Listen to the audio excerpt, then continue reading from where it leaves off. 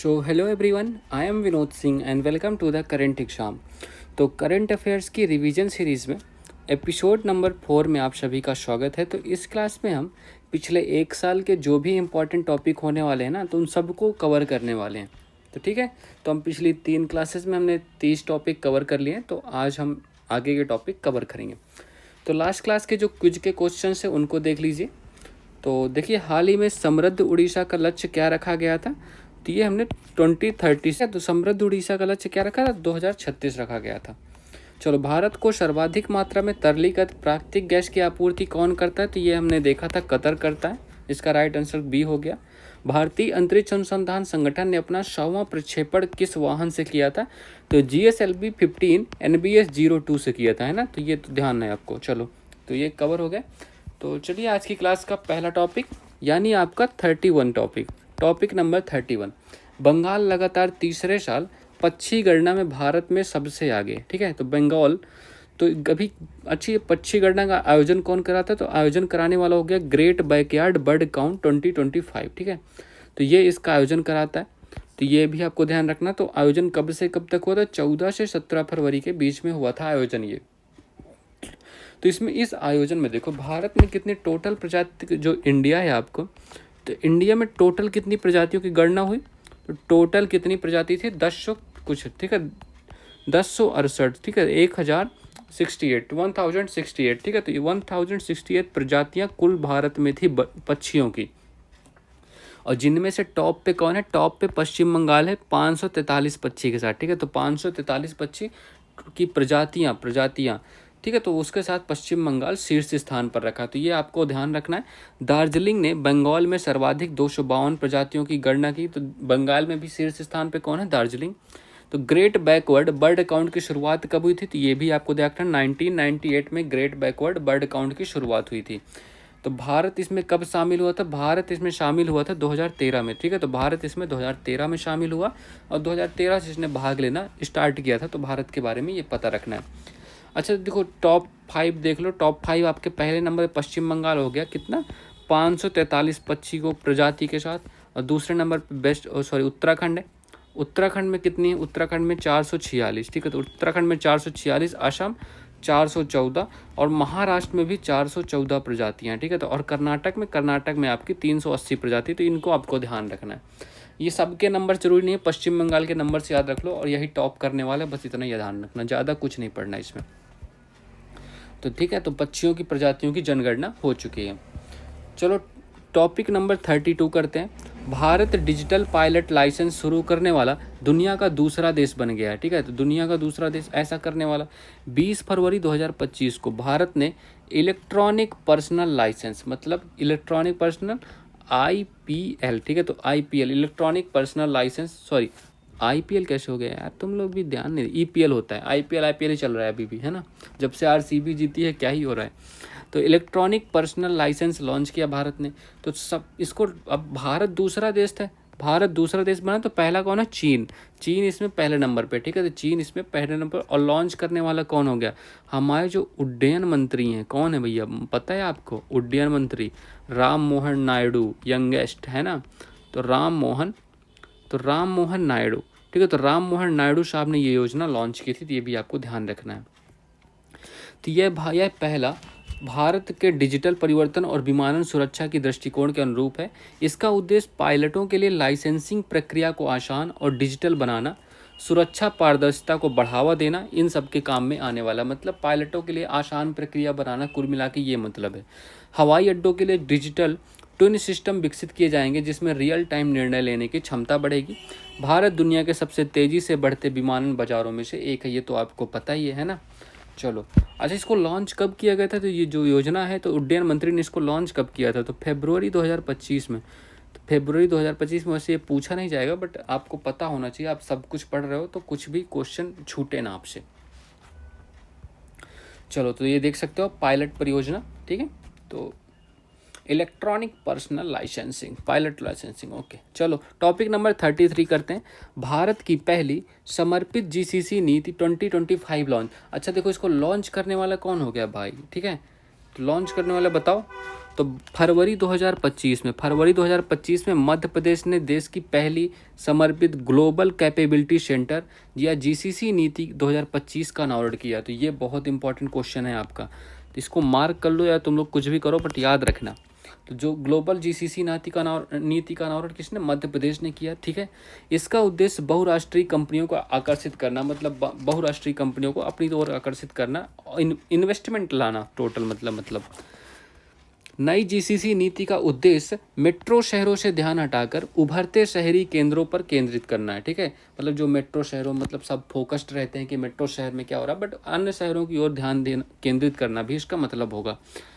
तो इन शहरों को टियर फर्स्ट स्तर की बुनियादी, जैसे भोपाल वगैरह हो गए, सुविधाएं प्रदान की जाएंगी। मतलब जैसे टियर फर्स्ट के सिटी हैं, जैसे भोपाल हो गया, इंदौर हो गया, उनके जैसी सुविधाएं प्रदान की जाएंगी, जिससे बहुराष्ट्रीय कंपनियों के लिए यह आकर्षण बन सके, मतलब बाहर की जो देश हैं वो आकर्षित हो सके। इसके तहत मध्य प्रदेश में जीसीसी स्थापित करने वाली कंपनी को, देखो अब इसके तहत जो भी मध्य प्रदेश में ग्लोबल कैपेबिलिटी सेंटर स्थापित करने वाली कंपनी, उसको 40% तक की पूंजी सब्सिडी मिलेगी। मतलब 40% तक की सब्सिडी मिलने वाली है उसको, है ना। लेकिन ये सब्सिडी आप 40% तक कहीं तक भी नहीं, मैक्सिमम अप टू 30 करोड़ होता है ना। तो मैक्सिमम जो होगी 30 करोड़ से ज़्यादा नहीं मिलेगी, बट 40%, अगर 30 करोड़ से कम है तो वो चलेगा, बट 30 करोड़ से एक्सीड नहीं कर सकता, मैक्सिमम 30 करोड़ ही सब्सिडी मिलेगी। व्यवसाय के आसानी के लिए नो क्यूरी पोर्टल, मतलब नो क्यूरी पोर्टल मतलब ज़्यादा तामझाम नहीं करेंगे, नो पूछताछ, मतलब आप काम स्टार्ट करो, आपको ज़्यादा परेशान नहीं किया जाएगा, है ना। तो नो क्यूरी पोर्टल स्टार्ट किया जाएगा, तो ये भी आपको ध्यान रखना है। तो अच्छा इनका नाम पता है आपको? इनका नाम बता दो यार तुम लोग। अभी ये सड़कों पे जा जाके एक वेंडर्स के पास आम खा रहे हैं फिलहाल, ये तो है ना, मोहन यादव नाम है इनका। चलो, तो टॉपिक नंबर 34, राष्ट्रीय हल्दी बोर्ड का गठन, मोस्ट इंपॉर्टेंट, ये आपको एग्जाम में देखने को मिलेगा। तो राष्ट्रीय हल्दी बोर्ड का गठन हुआ है तो 14 जनवरी 2025 को केंद्रीय उद्योग मंत्री कौन है आपके? पीयूष गोयल साहब ने राष्ट्रीय हल्दी बोर्ड का शुभारंभ किया है। मतलब राष्ट्रीय हल्दी बोर्ड का शुभारंभ किया। इसका उद्घाटन, देखो उद्घाटन तो इसका नई दिल्ली में किया गया, बट बनाया कहाँ गया? इसका मुख्यालय कहाँ बना है? इसका हेडक्वार्टर लिख लो यार तुम लोग, हेडक्वार्टर इसमें ऐड ही नहीं किया, बताओ इतना इंपॉर्टेंट क्वेश्चन। तो हेडक्वार्टर लिखो तुम लोग निजामाबाद, ठीक है, निजामाबाद में इसको बनाया गया है। तो निजामाबाद जो कि आपका कहाँ है? ये आपका तेलंगाना, ठीक है। निजामाबाद में इसका हेडक्वार्टर बनाया गया, जो पूछा जाता है। अच्छा, यहाँ की किस हल्दी को जीआई टैग मिला है? तो यहाँ की एक हल्दी है अरमूर हल्दी, ठीक है। तो निजामाबाद की अरमूर हल्दी को जीआई टैग मिला है, ठीक है। तो इसको जीआई टैग प्राप्त है। तो जीआई टैग तो आपको पता है ना, 1999 का एक्ट है, पहला जीआई टैग दार्जिलिंग की चाय को फिर 10 साल के लिए दिया जाता है, ये सब तो आपको पता ही है ना। चलो, और फिर क्या जान सकते हो? अच्छा, हल्दी के एक बात और याद रखना, इसका वैज्ञानिक नाम, तो इसका वैज्ञानिक नाम भी लिख लो। अब यहाँ पर आए हैं तो वैज्ञानिक नाम भी देख लो। चलो, वैज्ञानिक नाम लिखो, कुरकुमा, है ना। तो कुरकुमा लोंगा, ठीक है। तो ये इसका वैज्ञानिक नाम हो गया कुरकुमा लोंगा, ठीक है। तो कुरकुमा लोंगा इसका वैज्ञानिक नाम हो गया हल्दी का आपका। चलो, ये वैसे इतना पूछा नहीं जाता। तो अब श्री पल्ले गंगा रेड्डी को बोर्ड का प्रथम अध्यक्ष नियुक्त किया गया है। इस हल्दी बोर्ड का प्रथम अध्यक्ष किसको? गंगा रेड्डी जी को नियुक्त किया गया। इसमें बोर्ड के अध्यक्ष के अलावा आयुष मंत्रालय, औषधि विभाग, कृषि और किसान मंत्रालय विभाग तथा वाणिज्य विभाग के प्रतिनिधि भी शामिल होंगे। हल्दी को अच्छा किसने गोल्डन स्पाइस के रूप में भी जानता है। हल्दी जो हमारा होता है उसको गोल्डन स्पाइस, क्योंकि इसका कलर गोल्डन कलर का होता है। वर्ष 2023-24 में भारत में 305 लाख हेक्टेयर क्षेत्र में 10.74 लाख टन हल्दी का उत्पादन हुआ। भारत विश्व का सबसे बड़ा हल्दी उत्पादक, उपभोक्ता और निर्यातक है, ठीक है। तो उत्पादक भी है भैया, ये उत्पादक भी ये टॉप पे है, उत्पादन में भी उत्पादक भी ये, ठीक है, उत्पादक में भी सबसे बड़ा ही है। वर्ष 2023-24 में भारत से 1.62 लाख टन हल्दी और संबंधित उत्पादों का निर्यात हुआ। ये आपको डाटा याद नहीं करना, ये परेशान मत होइएगा इन सब चीज़ों के लिए, ठीक है। बस आप आराम से करते जाओ, बस रिवीजन करते रहो, सुनते रहो जो मैं बोल रहा हूँ। बस नोट्स तो मैं आपको पीडीएफ के फॉर्म में दे ही रहा हूँ, टेलीग्राम पे सब अपलोड रहता है ना। तो डिस्क्रिप्शन में जाके आप टेलीग्राम ग्रुप ज्वाइन कर सकते हो। तो ये देखिए, आपको इसको क्या कहते हैं? गोल्डन स्पाइस, मतलब गोल्डन स्पाइस मसाला, मतलब हल्दी, हल्दी के बिना क्या ही खाना है ना। चलो तो टॉपिक नंबर 35 करते हैं। गिद्ध गणना में संख्या के मामले में मध्य प्रदेश शीर्ष स्थान पर, बिल्कुल शीर्ष स्थान पर है। क्यों, कैसे भाई, देखो तो 17 से 19 फरवरी 2025 को मध्य प्रदेश वन विभाग द्वारा गिद्ध गणना 2025 का पहला चरण आयोजित हुआ। ठीक है, इसको 2 चरण में आयोजित किया गया कुल मिला के। तो मध्य प्रदेश में वन विभाग में इसको आयोजित किया गया।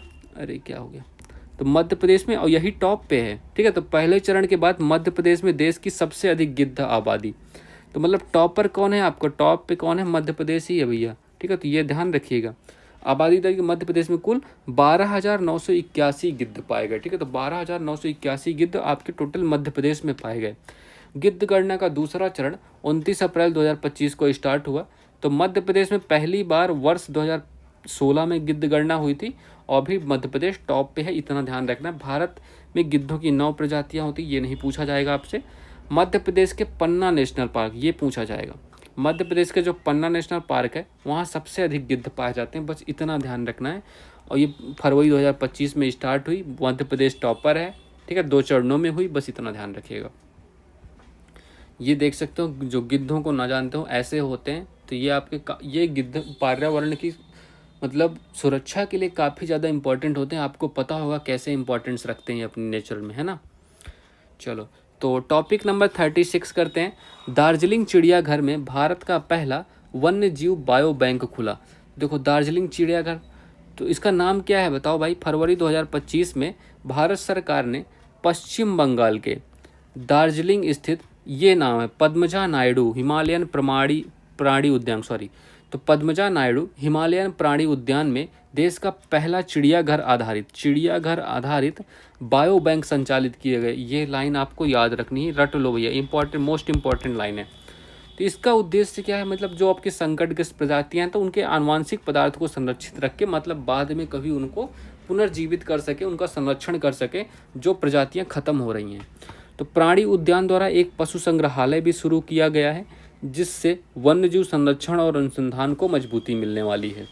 तो अब यह परियोजना विज्ञान और प्रौद्योगिकी मंत्रालय के तहत कोशिकीय और आणविक जीव विज्ञान केंद्र के सहयोग से संचालित की जाएगी। ठीक है, तो इस बायो बैंक में संकटग्रस्त प्रजाति, जो भी आपकी संकटग्रस्त प्रजातियां होंगी, उनके डीएनए, कोशिका और ऊतक के नमूनों को कितनी डिग्री सेल्सियस पर, ये पूछा जा सकता है, -196 डिग्री सेल्सियस पर तरल नाइट्रोजन में, किस में रखा जाएगा भैया, तरल नाइट्रोजन में क्रायोजेनिक बीच से संरक्षित किया जाएगा। सारी बातें समझ में आ गई। चिड़ियाघर, ये जो बायो बैंक खुला है, देश का पहला वन्यजीव बायो बैंक खुलने वाला है, जो कि पश्चिम बंगाल में दार्जिलिंग स्थित पद्मजा नायडू हिमालयन प्राणी उद्यान में खुलेगा। सबसे इंपॉर्टेंट लाइन तो यही है, आपको ये नहीं भूलना। ठीक है, -196 डिग्री पर इनके डीएनए, कोशिकाओं या ऊतक के नमूनों को रखा जाएगा। आपको दिखाता हूँ कैसे रखा जाएगा। ये देखो, कुछ ऐसे रखा जाने वाला है। ठीक है, ये देखो, ठीक है। चलो, तो इसमें देखो लिक्विड नाइट्रोजन होगी, इसका टेम्परेचर होगा -196 डिग्री सेल्सियस, समझ सकते हो, है ना। चलो टॉपिक नंबर 37 करते हैं। तो केरल सरकार की एक्सपायरी दवाओं के संग्रह और निपटान पर परियोजना। अब ये क्वेश्चन आपने, हो सकता है आप पहली बार पढ़ रहे होगे, क्योंकि मैंने ये क्वेश्चन करंट वाली क्लास में नहीं कराया था, बट यहाँ मैंने ऐड किया है इसको। ठीक है, तो 22 फरवरी 2025 को केरल सरकार द्वारा एन प्राउड नामक एक परियोजना का उद्घाटन हुआ। अब एन प्राउड नामक परियोजना का उद्घाटन हुआ, जिसका मतलब यही है कि एक्सपायरी जो दवाएं हैं उनको हम सुरक्षित करेंगे, आप मत उनका कुछ कीजिए। क्योंकि देखो इसमें क्या होगा, अधिकारी आपके घर आएंगे, अप्रयुक्त दवा को इकट्ठा करेंगे, जो कि एक्सपायरी हो गई होगी, उस दवा को आपसे लेंगे और निर्दिष्ट स्थान पर उसे निपटाने के लिए सुविधाएं प्रदान करेंगे। इस परियोजना को कोझिकोड निगम और कोझिकोड जिले में पहली बार लागू हुआ। ठीक है, तो ये भी आपको ध्यान रखना। तो पहली बार केरल में लागू हुआ, केरल में भी कहाँ, तो कोझिकोड में। ठीक है, तो कोझिकोड जिले में पहली बार लागू किया जा रहा है। तो एक्सपायर हो चुकी दवा को मिट्टी और जल निकायों में नहीं फेंकना चाहिए, क्योंकि इसमें रोग प्रतिरोधी स्वास्थ्य समस्याएं और पर्यावरण प्रदूषण होता है। कई बार होता है आप नाली वगैरह में, पानी वगैरह में फेंक देते हो, मिट्टियों में दबा देते हो, उससे आपको ही नुकसान है ना। तो घर में दवाएं ऐसे नहीं फेंकनी चाहिए। ये तो अच्छा काम है, लोग आएंगे, अधिकारी आएंगे, आपसे घर से दवा ले जाएंगे, उनका फिर आपको कुछ करेंगे, है ना। तो ये ठीक ही है, मुझे तो सही लगता है। एकत्र की गई दवाओं को केरल अपशिष्ट उपचार संयंत्र में वैज्ञानिक रूप से संशोधित किया जाएगा, जिसे केंद्रीय और राज्य पर्यावरण विभागों द्वारा अनुमोदित किया जाएगा। ठीक है, तो मतलब उनको संशोधित किया जाएगा जो भी आपका वेस्ट मटेरियल होगा। ये अच्छी परियोजना है वैसे, है ना। चलो, तो ये देख सकते हो आपकी जो भी एक्सपायरी दवाएं हैं, तो केरल में कोझिकोड ज़िले में स्टार्ट किया जा चुका है। अभी सभी जगह तो नहीं लागू हुआ, बट देखते हैं कब तक होता है। टॉपिक नंबर 38 करते हैं।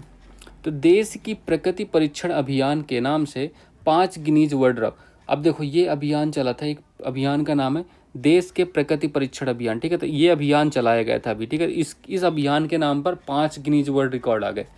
क्यों, कैसे? तो 20 फरवरी 2025 को राष्ट्रीय भारतीय चिकित्सा प्रणाली आयोग किसने स्टार्ट किया था, ये भी इम्पोर्टेंट है। तो राष्ट्रीय भारतीय चिकित्सा प्रणाली आयोग और आयुष मंत्रालय ने मिल के सहयोग से इस अभियान के पहले चरण का समापन कहाँ हुआ था? मुंबई में इसका समापन हुआ था। ठीक है।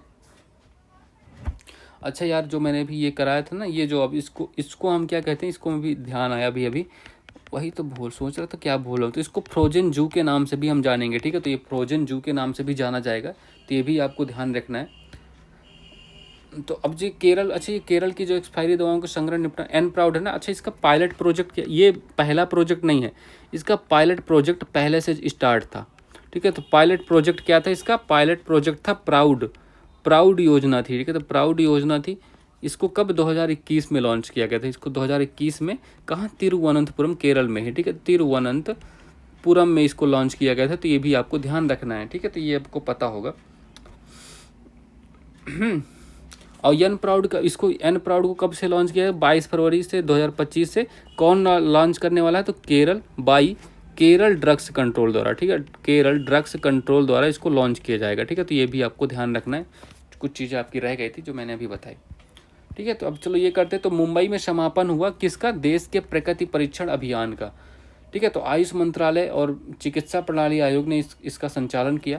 तो इसमें 5 गिनीज वर्ल्ड रिकॉर्ड्स बने। पहला कौन सा? देखो, अच्छा यहाँ पर मत देखो, तो पहला देखो, यहाँ ये 5 के 5 मैंने लिख रखे हैं। तो देश के प्रकृति परीक्षण अभियान की प्रमुख उपलब्धियाँ। तो एक सप्ताह में किसी स्वास्थ्य अभियान के लिए सबसे अधिक संकल्प प्राप्त करने का रिकॉर्ड हो गया। तो कितना, देखो, इतना संकल्प प्राप्त किया गया। ये नया, इससे पहले कोई रिकॉर्ड नहीं था, बट ये नया वैश्विक है अभी। एक महीने में किसी स्वास्थ्य अभियान के लिए सबसे अधिक संकल्प प्राप्त करने का रिकॉर्ड। ठीक है, तो एक महीने के लिए भी सबसे अधिक, ये भी आपको पहले इससे पूर्व क्या रिकॉर्ड? चीन का सिग्ना था। ठीक है, अब तक किसी स्वास्थ्य अभियान के लिए सबसे अधिक संकल्प प्राप्त करने का रिकॉर्ड, मतलब अब तक ऐसा कोई भी अभियान नहीं था जिसके तहत इतने सारे संकल्प प्राप्त किए गए। सबसे बड़े ऑनलाइन फोटो एल्बम का रिकॉर्ड। डिजिटल प्रमाण पत्र प्रदर्शित करते हुए लोगों की तस्वीरें, मतलब सबसे बड़े ऑनलाइन फोटो 62,525 तस्वीरें लिखी गई थी। इससे पहले किसका? 29,068 तस्वीरों का रिकॉर्ड था। सबसे बड़े ऑनलाइन वीडियो एल्बम का रिकॉर्ड, एक ही वाक्य में कहते हो लोगों का वीडियो, मतलब 12,798 वीडियो। पूर्व रिकॉर्ड 8,000 का था, 9,000 का था। अच्छा देखो, अब इसको ये आपको ये रिकॉर्ड, आपको ये नहीं सोचना कि यार इनको सब रटना पड़ेगा क्या, डाटा बिल्कुल भी नहीं याद रखना, आपको बस याद रखना है। चिकित्सा समापन मुंबई में हुआ, देश के प्रकृति परीक्षण अभियान था, और सबसे अधिक संकल्प जो भी आए आपको सब मार्क कर देना। बस कुछ चीज़ों को आपको रटना ही नहीं होता, बट कॉमन सेंस लगा के बस एक बार आपने पढ़ लिया, अभी बस एग्ज़ाम हाल में बस आप दिमाग अच्छा रखिएगा, ये क्वेश्चन आप कर ले जाओगे। ठीक है, तो ये देख सकते हो आप इमेज में। चलो, तो टॉपिक नंबर 39 करते हैं। भारत के पहले कांच के पुल का उद्घाटन कहाँ हुआ? भारत में अभी पहला कांच का पुल बना है, उसका उद्घाटन कहाँ हुआ है? तो देखो, तो 30 दिसंबर 2024 को तमिलनाडु के मुख्यमंत्री ने भारत के पहले कांच के पुल का उद्घाटन किया है। ठीक है, तमिलनाडु। अच्छा, तमिलनाडु के मुख्यमंत्री का नाम बताओगे? आप लोग बता दो यार, इन सीएम का नाम यहाँ के, सब कुछ मैं ही करा दूँ क्या? अब ये कहाँ, तब ये आपका जो कांच का पुल है आपका कन्याकुमारी तमिलनाडु में स्थित है। ठीक है, तो यह पुल किसको किसको जोड़ता है? तो ये क्वेश्चन मैंने अच्छे से कराया था डेली करंट अफेयर्स वाली क्लास में। तो पुल विवेकानंद रॉक मेमोरियल और 133 फीट ऊंची तिरुवल्लुर प्रतिमा को जोड़ता है। ठीक है, तो मतलब ये आपको ध्यान रखना है। पुल की लंबाई कितनी है? सर, पुल की लंबाई होने वाली 77 मीटर और चौड़ाई 10 मीटर है। ठीक है, तो ये भी आपको लंबाई चौड़ाई भी आपको ध्यान रखनी है। पुल के कांच की सतह पारदर्शी है, मतलब आप पारदर्शी सतह से नीचे आराम से देख सकते हो और मज़े ले सकते हो समुद्र के दृश्य का, है ना। चलो दिखाता हूँ मैं आपको। ये देखो, ये कुछ ऐसा पुल है। ये देखो, अब बगल बगल से तो सॉलिड है, बट नीचे आप देखो, नीचे आप यहाँ से लोग देख रहे हैं, नीचे समुद्र का विहंगम दृश्य आप यहाँ से एंजॉय कर सकते हो, बिल्कुल, है ना। तो India gets its first glass bridge at Kanyakumari Tamil Nadu, ठीक है। तो ये आपको ध्यान रखना है। चलो टॉपिक नंबर 40 करते हैं। तो स्वच्छ सर्वेक्षण 2024 के लिए नया प्रारूप लॉन्च किया गया। बताओ भाई, ये स्वच्छ सर्वेक्षण प्रोग्राम, इसके बारे में हमने किया था क्लास में, है ना? किया तो था, है ना? हाँ, कुछ भी छोड़ा नहीं था वैसे हमने, बिल्कुल सही बात। चलो, तो 17 जनवरी 2025 को केंद्रीय मंत्री मनोहर लाल खट्टर ने स्वच्छ सर्वेक्षण के 9वीं संस्करण को एक नया प्रारूप पेश किया। तो स्वच्छ सर्वेक्षण का 9वां संस्करण है। इसको लॉन्च कब किया गया था? लॉन्च करने की डेट ये देखो, शुभारंभ वर्ष 2016 में इसको शुभारंभ किया गया था। इस वर्ष की अवधारणा क्या है? सुपर स्वच्छ लीग है, इसकी ये भी आपको ध्यान रखना है। तो सुपर स्वच्छ शहर में 12 शहर शामिल होने वाले हैं, ठीक है। तो ये सब बातें आपको पता होनी चाहिए। यह सर्वेक्षण स्वच्छता और कचरा प्रबंधन के विभिन्न मानकों पर शहरी क्षेत्रों का मूल्यांकन करता है और सुपर लीग में उन शहरों को शामिल किया जाता है जिन्होंने पिछले 3 वर्षों में शीर्ष स्थान प्राप्त किया है। अरे यार, अच्छा इसमें एक और देख लो। अच्छा, ये जो ग्लास की आपकी डिज़ाइन है ना, किस डिज़ाइन पर आधारित है ये? तो डिज़ाइन आपको लिख लो, पूछा तो नहीं जाना चाहिए बट फिर भी अब लिख लो। तो बो स्ट्रिंग लिखो, बो स्ट्रिंग। तो बो स्ट्रिंग आर्च डिज़ाइन, ठीक है। तो आर्च डिज़ाइन पर आधारित है ये, इसकी डिज़ाइन, ठीक है। तो ये भी आपको ध्यान रखना है, ठीक है। तो ये स्वच्छ सर्वेक्षण का नया प्रारूप 2024 वाला देख लो। तो इसमें देखो क्या है ये। तो इसमें इंदौर को लगातार 7वीं बार भारत के सबसे स्वच्छ शहर का खिताब मिला। तो सबसे स्वच्छ शहर कौन सा हो गया? इंदौर। लगातार 7वीं बार इसको ये खिताब मिल चुका है, ठीक है। तो शहर ने 100% कचरा पृथक्करण, उन्नत खाद्य निर्माण तकनीक और डिजिटल कचरा निर्माण प्रणाली लागू करके अन्य शहरी केंद्रों के लिए एक आदर्श प्रस्तुत किया है इंदौर ने। बड़े शहरों की लिस्ट में नोएडा और चंडीगढ़ शामिल हैं। महानगरों की लिस्ट में इंदौर, नवी मुंबई और सूरत शामिल हैं। स्वच्छ सुपर लीग यह सुनिश्चित करती है कि शीर्ष रैंकिंग के लिए प्रतिस्पर्धा करने वाले शहरों का मूल्यांकन निष्पक्ष और पारदर्शी तरीके से किया जाए, जिससे जनसंख्या आधारित भेदभाव रोका जा सके, ठीक है। तो आपको ये ध्यान रखना है, इंदौर का नाम याद रखिएगा, बस हो गया, ठीक है। इंदौर का याद रखिएगा। कब स्टार्ट की गई थी ये परियोजना? 2016 में। सुपर स्वच्छ शहर में 12 शहर शामिल हैं। मनोहर लाल खट्टर जो स्वच्छ सर्वेक्षण के 9वें संस्करण का एक प्रारूप इन्होंने पेश किया था। तो ये सब बातें आपको ध्यान रखनी है। चलिए, तो अब ये स्वच्छ सर्वेक्षण हो गया। मेरा शहर मेरी पहचान 2024 इसको लॉन्च किया गया था। चलो, तो कुछ के क्वेश्चंस देखते हैं। आज की क्लास के लिए आपके होमवर्क है। तो भारत के पहले कांच के पुल का उद्घाटन कहाँ हुआ? इसका आंसर कीजिएगा। हाल ही में किस राज्य सरकार ने एन प्राउड पहल लॉन्च की थी? तो आंध्र प्रदेश, तमिलनाडु, केरल, राजस्थान। तो किसने एन प्राउड पहल लॉन्च की और किस लिए लॉन्च की थी? हाल ही में राष्ट्रीय हल्दी बोर्ड का गठन कहाँ हुआ था? निजामाबाद हो गया, हैदराबाद, मुंबई, न्यू दिल्ली। तो इसका गठन कहाँ हुआ था हल्दी बोर्ड का? तो ये भी आपको बताना है। चलिए, so that's all for this class. Please यार तुम लोग लाइक करना, शेयर करना मत भूलना और सब्सक्राइब कर देना, ठीक है। चलिए, तो all the best for your exams. Have a good day and thank you everyone.